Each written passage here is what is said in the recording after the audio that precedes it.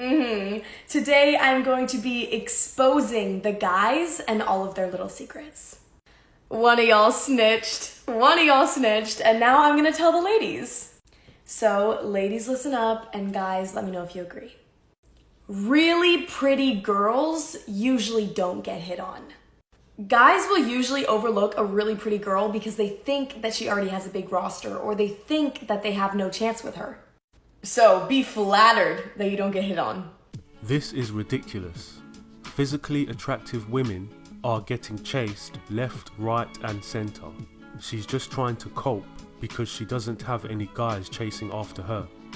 Because they couldn't cope.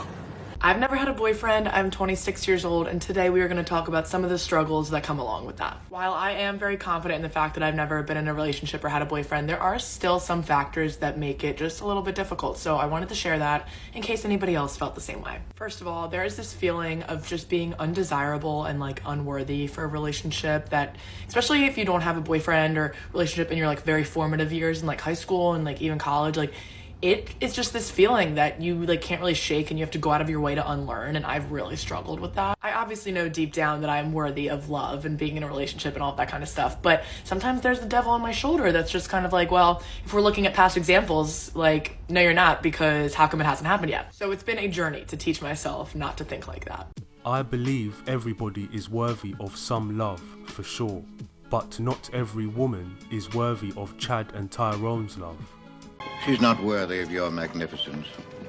I think I've cracked the code as to why so many of us end up in situationships.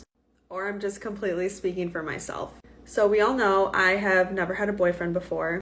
I've had tons of talking stages, and I've been in relationships with men that almost led to a committed relationship, but they just never got up to that point. And I don't know about anyone else, but it takes a lot for me to be attracted to someone. Like, obviously I can look at someone on the street and be like, oh, they're attractive, but I'm talking like the deep gut connection that you all know that I'm talking about. So if you're someone like me who didn't have a lot of experience growing up, it's like any time you get a little crumb of attention, or you actually get that gut feeling of liking someone, like I mentioned before, you will hold on to any little crumb you can get. When a woman chases after Chad and Tyrone, breadcrumbs are always enough for them. When it concerns average guys, they want an all-you-can-eat buffet. It's called a double standard. Don't mind the ropes, Nighty. I actually have something I want to say. I don't know when it started, but I realized I started to do this thing where I don't let myself actually feel the things that I feel.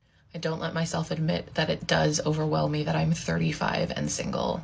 I don't let myself feel the full weight of the times that I've been hurt in my life, because I don't like to give those people any sort of power over me. As much as I want to fight it and act like it doesn't get to me that I'm 35 and I'm single and I don't have any prospects right now, isn't gonna change what I really feel.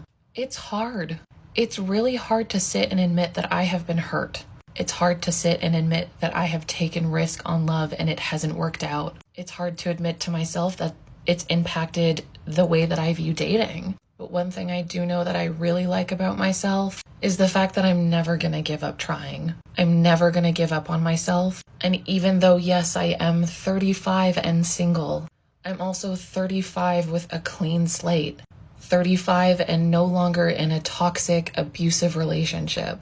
35 and completely supporting myself. And even though it can be so overwhelming and sometimes embarrassing to not be where I thought I was gonna be, at least I'm not where I was. This is what happens when women lie to themselves. They keep telling each other they have enough time and they will always have options. But reality eventually sinks in and hits them like a wall. You hit a wall!